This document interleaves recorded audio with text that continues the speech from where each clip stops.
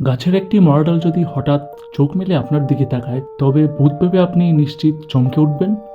কিন্তু এটা কোনো ভূত নয়, এটা হলো পৃথিবীর সবচেয়ে রহস্যময় ছদ্মবেশী পাখি। আজকের ভিডিওতে আমরা জানব রহস্যময় ছদ্মবেশী পাখি গ্রেট পটু সম্পর্কে। সেন্ট্রাল ও সাউথ আমেরিকার জঙ্গলে পাওয়া যায় এই পাখিটি ছদ্মবেশ ধারণ করায় এতটাই ওস্তাদ যে একে বলা হয় প্রাকৃতির ক্যামোফ্লজিং কিং।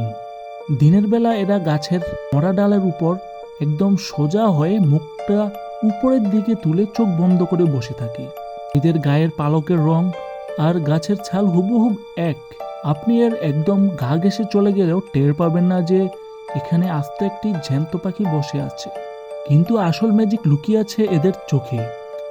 এদের চোখ দুটো শরীরের তুলনায় অস্বাভাবিক বড়।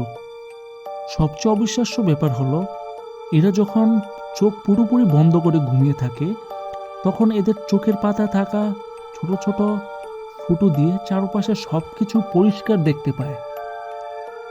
অর্থাৎ ঘুমানোর সময়ও এদেরকে ফাঁকি দেওয়া অসম্ভব।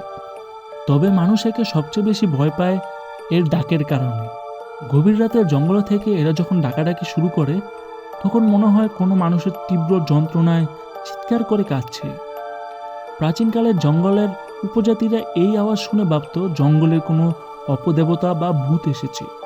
আসলে এরা রাত জেগে জেগে বড় বড় পোকামাকড় আর বাদুড় শিকার করে খায়। দিনের বেলা মরা কাঠ আর রাতে জ্যান্ত ভূত হয়ে যাওয়া এই অদ্ভুত পাখিটির কথা কি আপনি আগে জানতেন? কমেন্ট করে জানান। গ্রেট পটু পাখির মতো জীবজগতের এমন সব হাড়হিম করা আনকমন তথ্য পেতে কৌতূহলের জানালার চ্যানেলটি এখনই সাবস্ক্রাইব করে রাখুন। দেখা হচ্ছে পরের ভিডিওতে। ধন্যবাদ।